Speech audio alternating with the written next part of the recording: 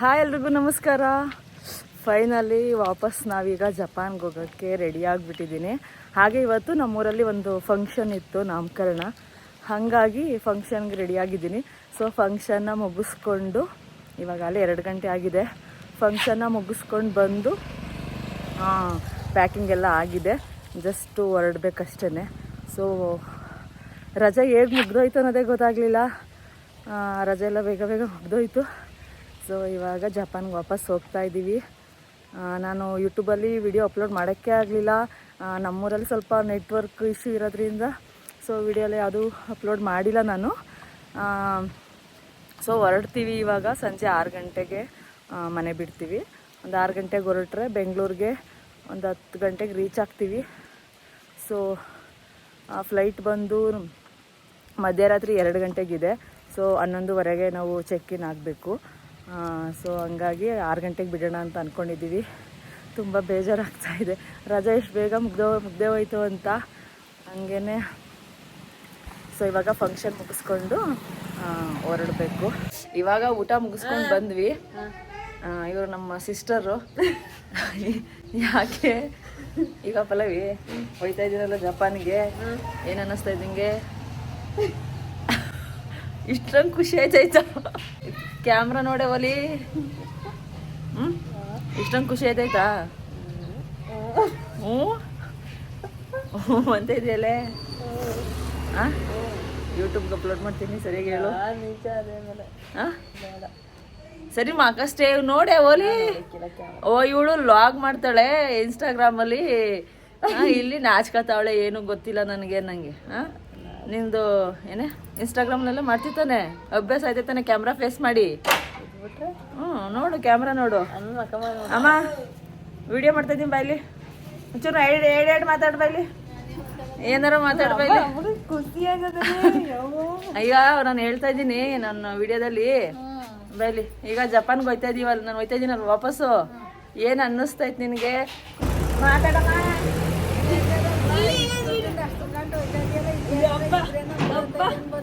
ಜೋರಾಗಿ ಹೇಳು.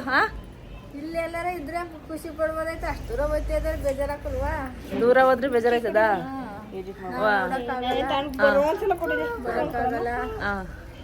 ಅಂತ ದಿವ್ಸಕ್ಕೆ ಹೋಯ್ತಾ ಇದೀಯಾ ಅಂತ ಬೇಜಾರು. ಸರಿ, ಈಗ ಏನೋ ಕೇಳೋಣ ಅನ್ಕಂಡೆ. ಈಗ ಹೋಗೋದ ಬೇಡವೋ? ಬೇಡ ಅಂತೀಯ? ಬರೋದಾ ಬೇಗ? ಇವಳು ನೋಡಿ ಈಗಲೇ ಹೋಗೋದು ಬೇಡ ಅಂತ ಅನ್ಕೊಂಡು ನೀವು ಒಂಟಿ ನಿಂತಿದ್ದೀರಲ್ಲ, ನಾವು ನಮ್ಮ ಕೇಳ್ತೀರ. ಸರಿ ಬತ್ತಿ ಬಿಡು ಬೇಗ ವಾಪಸ್ಸು. ಇವಳೊಳೆ ನೋಡಮ್ಮ ಡೈಲಿ ಲಾಗ್ ಮಾಡ್ತಾಳೆ.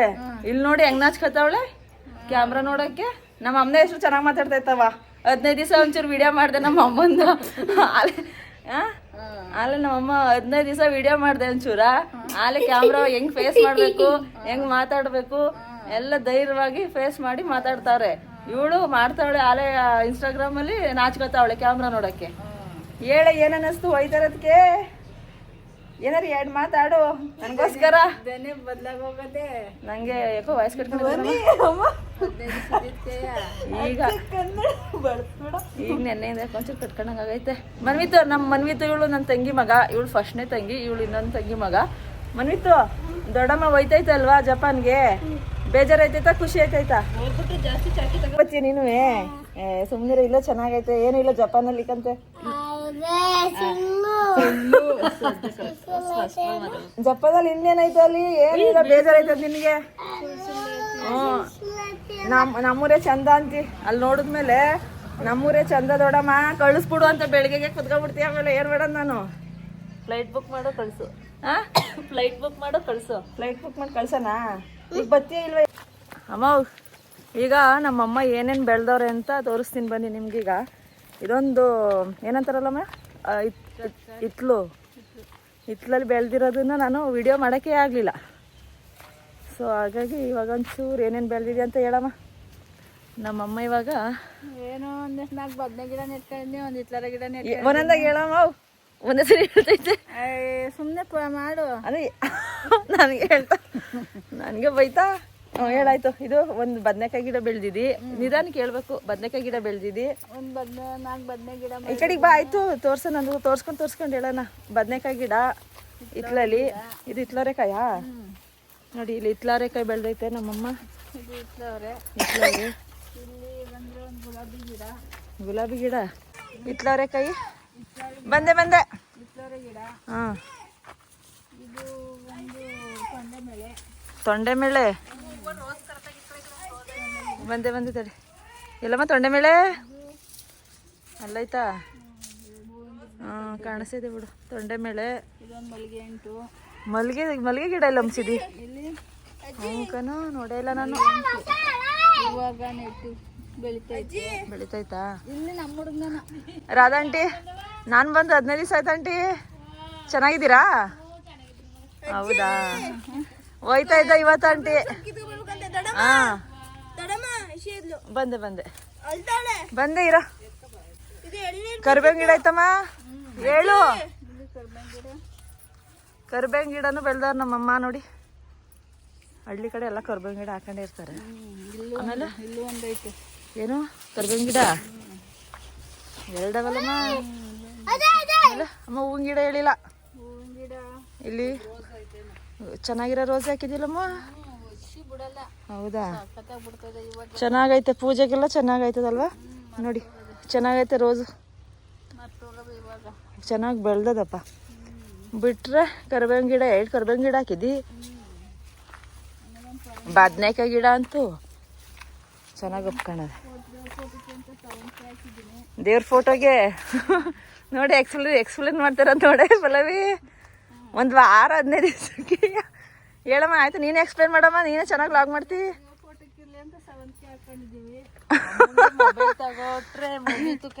ಆಮೇಲೆ ದೇವ್ರ ಫೋಟೋಗೆ 7ಕ್ಕೆ ಹೂವು, ಮೆಣಸಿನ ಗಿಡ ಹಾಕೊಂಡಿದೀವಿ. ಎಲ್ಲ ಸ್ವಂತ ಪಂತ ಹೋಗ್ನಿಲ್ಲ ಅಂದ್ರೆ ಜೋರಾಗಿಲ್ಲ ಒಂಚೂರ.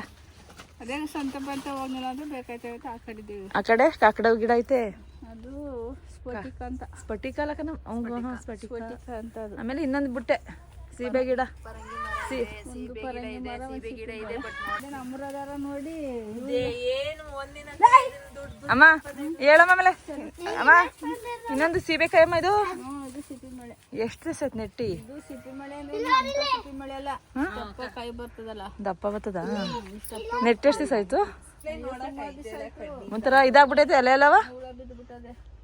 ನೆಕ್ಸ್ಟ್ ಪರಂಗಿ ಗಿಡ, ಪರಂಗಿ ಮರ. ಗಿಡ ಅಂತಾರ ಮರ ಅಂತಾರ? ಪರಂಗಿ ಮರ.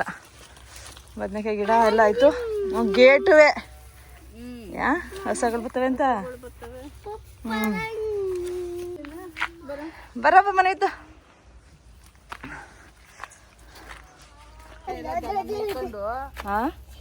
ನೆಟ್ಟಿದ್ದೆಲ್ಲ ದನ ಮೇಯ್ಕೊಂಡು ಉಳಿಸ್ಕೊಳಕ್ಕೆ ಆಗಿತ್ತಿಲ್ಲ. ಈ ವರ್ಷ 3 ತರ ಗಿಡ ಒಂದೇ ಗುಣಿ ನೆಟ್ಟಿ ಹಸ ಮೇಯ್ಕಳವಾ? 3 ತರ ಕಲರ್. 3 ತರ ಅವ ಇಲ್ಲಿ? ಬಿಳಿದು, ಕೆಂಪುದು, ಕೆಂಪುದು, ಆ ಕಡೆ ಒಂಥರ ದಪ್ಪ ಒಂದೈತಿ. 3 ಕಲರ್ ಅವ. ಸಖತ್ತಾಗ್ಬಿಡ್ತ ಕಣೆ ಪಲ್ಲವಿ. ಫೋಟಿಗೆ ಹುಡಿಕೊಂಡು ಹೋಗ್ಬೇಕಿತ್ತು. ಏನವ? ಅದಕ್ಕೆ ಇನ್ನೊಂದ್ಸರಿ ಹೇಳು. ಅದೇ ವಾರದ ದಿವಸ ಮಡ್ಸಕ್ಕೆ ಫೋಟೋಕ್ಕೆ ಮನೆ ಹತ್ರ ಉಳ್ಕೊಂಡು ಹೋಗ್ಬೇಕಾಯ್ತು. ಈ ವರ್ಷ ಅದಕ್ಕೆ ಬೆಳೆದ್ಬಿಟ್ಟ. ಚೆನ್ನಾಗಿ ಬೆಳೆದಲ್ವಾ? ಏನ್ ಸಿಗ್ತಾ ಇರ್ತಪ್ಪ ಡೈಲಿ? ಗಿಡ ಯಾಕಂದ್ರೆ ಹುಳ ಬಿದ್ದಿದ್ವಿ, ಗುಲಾಬಿ ಖಾಲಿ ಆಯ್ತು ಬದಲಿ. ತೊಂಡೆ ಚೆನ್ನಾಗಿ ಬೆಳೆಸಿ ಬಿಡಮ್ಮ, ಸಖತ್ತಾಗಿ ಬೆಳೆಯೋದು. ತೊಂಡೆ ಗಿಡ ಯಾವಾಗ್ಲೂ ಇರ್ತದೆ ಚೆನ್ನಾಗಿ. ನೋಡಿ ಇಷ್ಟು ತೋಟ, ತರಕಾರಿಗಳು, ಹೂವು. ಅಂದ್ರೆ ಸಂತೆಗೆ ಹೋದ್ರೆ ಒಂದು ವಾರ ಹೆಂಗ ಮೀಟನ್ ಆಯ್ತು. ಅದೇ ಸಂತೆಗಿಂತೆಗೆ ಹೋಗ್ಲಿಲ್ಲ. ಈಗೇನು ಬರ್ತಾವಲ್ಲಮ್ಮ ಅಂಗಡಿ ಇವೆ ಮರಕ್ಕೆ ಊರು.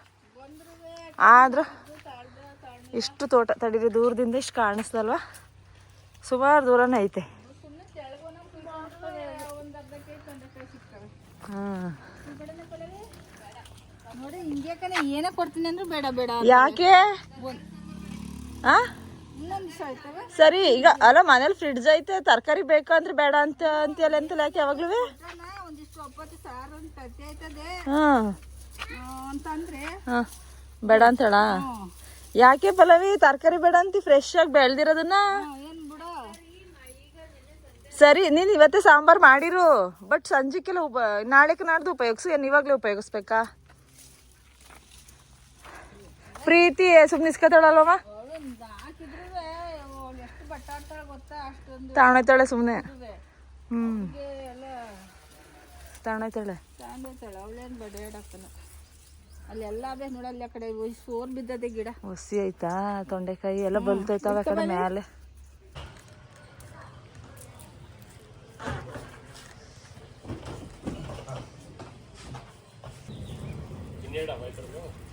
ಟೋಟಲ್ 6 ಇದೆ.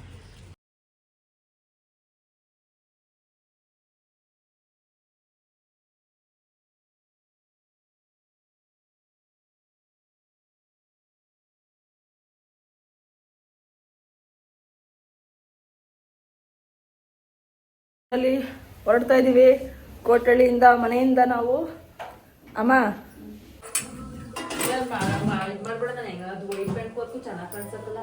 ವೈಟ್ ಪೇಂಟ್ ಯಾಕೆ ತಗತ್ತಿ ಲೆಗ್ಗಿನ್ಸ್ ಅಲ್ಲ ಹಿಂಗ್ ತಗೋಬಿಟ್ಟಿದೆ ಇತ್ತು ಕಟ್ಟಿದ್ದೀನಿ ಕರಿ ತೊಳೆಕಾಕಿದೆ ಅಂತ ಬಿಟ್ಟು ಹಿಟ್ಟು ಆಡಿಸ್ತವ್ರೆ, ಉಂಡೆ ಕಡ್ದವ್ರೆ ಅರೆ ಆಡಿಸಿ. ಅಮ್ಮ ಯಾಕೆ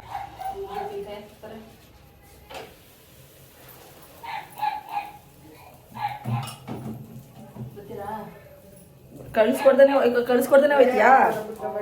ಪಲಾದ್ ಹೆಂಗೆ ಇಲ್ಲ ಎಲ್ಲರೂ ಏರ್ಪೋರ್ಟ್ಗೆ ಬಂದು ಡ್ರಾಪ್ ಮಾಡ್ತಾರೆ, ನೀವು ಮನೆ ಮುಂದೆ ಡ್ರಾಪ್ ಮಾಡಕ್ಕೆ, ಸರಿ ಬಾಯ್ ಮಾಡಕ್ಕೆ ನೀನು ಹೋಗ್ಬಿಡ್ತೀಯಾ? ನಂದು ಅರಿಯಪ್ಪ ಇಲ್ಲಿ ಕರ ಬಿಡ್ಕೊಳಕ್ ಟೈಮ್ ಆಯ್ತದ? ಏನೋ ಹೆಚ್ಚಿಗೆ ಮುಡ್ಕೊಳ್ಳೋದು ಅನ್ಕೊಂಡ್ರೆ ವಾಯ್ಸ್ ದಿವಲ್ಲ ಬೇಜಾರಿಸದನ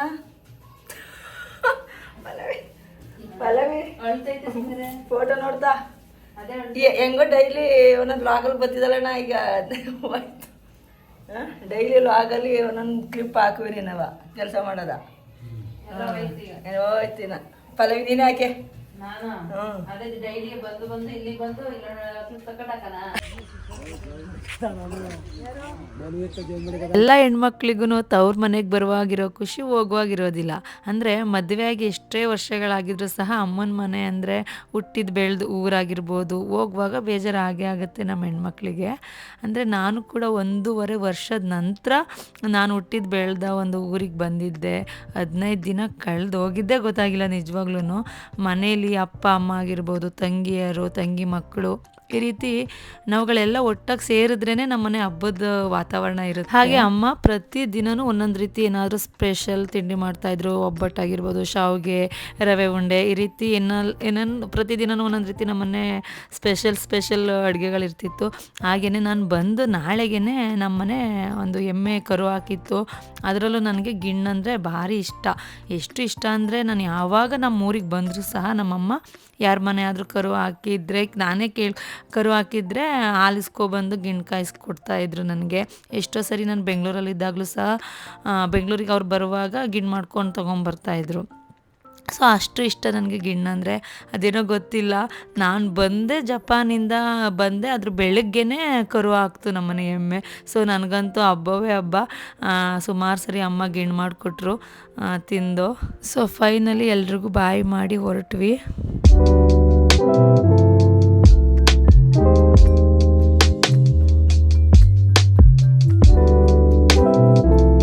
ಮನೆ ಬಿಟ್ಟಾಗ ಸಂಜೆ 6 ಗಂಟೆ ಆಗಿತ್ತು.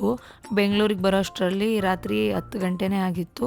ಊಟ ಮಾಡಿಕೊಂಡು ನಾವು ಏರ್ಪೋರ್ಟ್ ಕಡೆ ಹೊರಟ್ವಿ. ಜಪಾನಲ್ಲಿ ಡಿಸೆಂಬರ್ ಲಾಸ್ಟ್ ವೀಕು ಹಾಗೆ ಜನವರಿ ಫಸ್ಟ್ ವೀಕು ಅಂದರೆ 2 ವೀಕಿಗೂ ಸೇರಿ ಒಂದು 15 ದಿನಗಳ ಕಾಲ ಗೋಲ್ಡನ್ ವೀಕ್ ಅಂತ ಕರೀತಾರೆ. ಇಲ್ಲಿ 15 ದಿನಗಳ ಕಾಲ ರಜಾ ಕೊಡ್ತಾರೆ ಆಫೀಸ್ಗಳಲ್ಲಾಗಿರ್ಬೋದು, ಹಾಗೆ ಸ್ಕೂಲು ಎಲ್ರಿಗೂ ಕೂಡ ಈ 15 ದಿನ ರಜಾ ಇರುತ್ತೆ. ಹಾಗಾಗಿ ಈ ಟೈಮಲ್ಲಿ ಇಂಡಿಯಾಗೆ ಹೋಗೋರು ತುಂಬ ಜನ ಈ ಡಿಸೆಂಬರಲ್ಲಿ ಟ್ರಾವೆಲ್ ಮಾಡ್ತಾರೆ.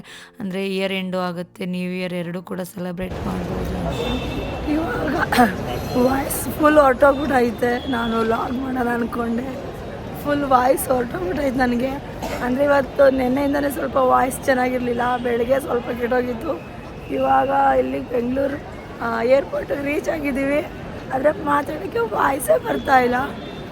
ನಾನು ರೆಕಾರ್ಡ್ ಮಾಡ್ಕೊಂಡು ಆಮೇಲೆ ವಾಯ್ಸ್ ಓವರ್ ಮಾಡೋಣ ಅಂದ್ಕೊಂಡಿದ್ದೀನಿ.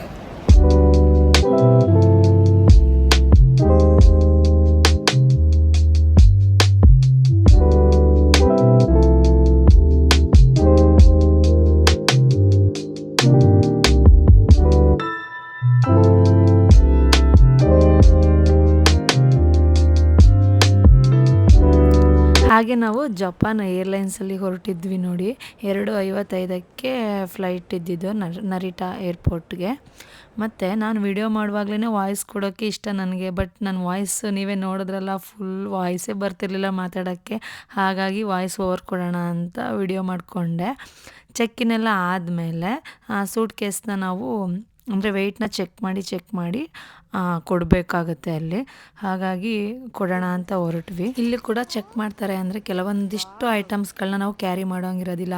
ಆಯಿಲ್ ಆಗಿರ್ಬೋದು ಅಥವಾ ಈ ಕೊಬ್ಬರಿ ಹಾಕಿರೋ ಐಟಮ್ಸ್, ಕಾಯಿ ಹಾಕಿರೋದು ಏನೇ ಐಟಮ್ಸ್ಗಳನ್ನೂ ಸಹ ತೊಗೊಂಡೋಗಂಗಿಲ್ಲ. ಸೊ ಅದನ್ನೆಲ್ಲ ನೀಟಾಗಿ ಚೆಕ್ ಮಾಡಿ ನಾವು ಇನ್ನೂ ರಜೆ ತೊಗೋಬೋದಾಗಿತ್ತು. ಅಂದರೆ ಲಾಂಗ್ ಟೈಮ್ ಇದ್ದು ಹೋಗೋದ್ರಿಂದ ಇನ್ನೂ 15 ದಿನ ತೊಗೊಬೋದಾಗಿತ್ತು ಆಫೀಸ್ ಕಡೆಯಿಂದ. ಆದರೆ ಅವ್ರು ನಮ್ಮ ಹಸ್ಬೆಂಡ್ಗೆ ರಜೆ ಕೊಡ್ತಾರೆ, ಬಟ್ ನನ್ನ ಮಗನಿಗೆ 15 ದಿನ ಅಷ್ಟೇ ರಜೆ ಇದ್ದಿದ್ದು. ಅವನಿಗೆ ಸ್ಕೂಲ್ ಮಿಸ್ ಆಗುತ್ತಲ್ಲ ಅಂತ ನಾವು ಎಕ್ಸ್ಟ್ರಾ ರಜೆ ತೊಗೊಳ್ಳಿಲ್ಲ. 15 ದಿನಕ್ಕೇ ವಾಪಸ್ ಬಂದ್ವಿ.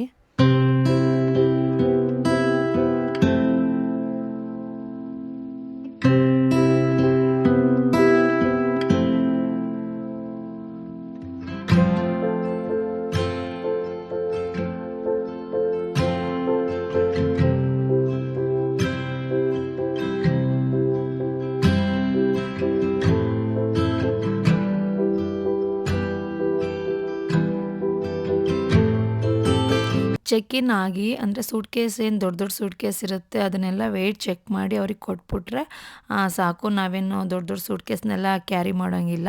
ಇನ್ನು ನಾವು ನೆಕ್ಸ್ಟ್ ಫ್ಲೈಟ್ ಇಳಿದ್ಮೇಲೆ ಅಲ್ಲಿ ಏರ್ಪೋರ್ಟಲ್ಲಿ ಅವುಗಳನ್ನ ನಾವು ಕಲೆಕ್ಟ್ ಮಾಡ್ಕೊತೀವಿ. ಇನ್ನು ಸ್ಮಾಲ್ ಬ್ಯಾಗ್ಗಳೇನಿರುತ್ತೆ, ಅಂದರೆ ನಾವು ವ್ಯಾನಿಟಿ ಬ್ಯಾಗ್, ಚಿಕ್ಕದೇನು ಬ್ಯಾಗ್ನ ಕ್ಯಾರಿ ಮಾಡ್ಬೋದು. ಏರೋಪ್ಲೇನ್ ಹತ್ತೋಷ್ಟರೊಳಗಡೆ ತುಂಬಾ ಸೆಕ್ಯೂರಿಟಿ ಚೆಕ್ಕಿಂಗ್ ಇರುತ್ತೆ. ಅಂದರೆ ಸುಟ್ಕೇಸ್ ಕೊಟ್ಟಾದ್ಮೇಲೂ ಸಹ ನಾವು ಕ್ಯಾರಿ ಮಾಡೋ ಬ್ಯಾಗ್ ಇರ್ಬೋದು, ಅಥವಾ ನಾವೇನಾದ್ರು ಜಾಕೆಟ್ ಹಾಕ್ಕೊಂಡಿದ್ದೆ ಜಾಕೆಟು, ಬೆಲ್ಟು, ವಾಚು ಎಲ್ಲ ಕೂಡ ರಿಮೂವ್ ಮಾಡಿ ಸ್ಕ್ಯಾನರಲ್ಲಿ ಇಡಬೇಕು. ಆಮೇಲೆ ನಮ್ಮನ್ನು ಕೂಡ ಚೆಕ್ ಮಾಡಿ ಈ ಒಟ್ಟಲ್ಲಿ ಇಷ್ಟು ಸೆಕ್ಯೂರಿಟಿ ಚೆಕ್ಕಿಂಗ್ ಎಲ್ಲ ಇರುತ್ತೆ. ಸೆಕ್ಯೂರಿಟಿ ಚೆಕ್ಕಿಂಗ್ ಎಲ್ಲ ಆದಮೇಲೆ ನೆಕ್ಸ್ಟ್ ಇಮಿಗ್ರೇಷನ್, ಅಂದರೆ ಪಾಸ್ಪೋರ್ಟ್, ವೀಸಾ ಚೆಕ್ಕಿಂಗ್ ಎಲ್ಲ ಇರುತ್ತೆ. ಅದನ್ನೆಲ್ಲ ಮುಗಿಸಿ ನಾವು ಫ್ಲೈಟ್ಗೆ ವೆಯ್ಟ್ ಮಾಡ್ತಾ ಕೂತಿದ್ದೀವಿ. ಈಗ ಇಂಡಿಯನ್ ಟೈಮ್ 3 ಗಂಟೆ ನಾವು ಫ್ಲೈಟ್ ಹತ್ತಿದಾಗ, ಡೈರೆಕ್ಟ್ ಒಂದೇ ಫ್ಲೈಟ್ ಆಗಿದ್ದರಿಂದ 8 ಅವರ್ಸ್ ಜರ್ನಿ ಅಷ್ಟೇ ಆಗಿದ್ದು ನಮಗೆ. ಜಪಾನಿಗೆ ಬಂದಾಗ ಮಧ್ಯಾಹ್ನ 2:30 ಆಗಿತ್ತು. ಇಲ್ಲಿನ ಒಂದು ಟೈಮ್ಸ್ ಪ್ರಕಾರ 2:30 ಆಗಿತ್ತು. ಸೊ ಈಗಿತ್ತು ನಮ್ಮ India to Japan journey. So ನನ್ನ ವಾಯ್ಸ್ ಇನ್ನೂ ಅಷ್ಟು ಕ್ಲಿಯರ್ ಆಗಿಲ್ಲ. ವಿಡಿಯೋ ಅಪ್ಲೋಡ್ ಮಾಡಿ ತುಂಬಾ ದಿನ ಆಯ್ತಲ್ಲ ಅಂತ ಅಪ್ಲೋಡ್ ಮಾಡ್ತಾ ಇದ್ದೀನಿ.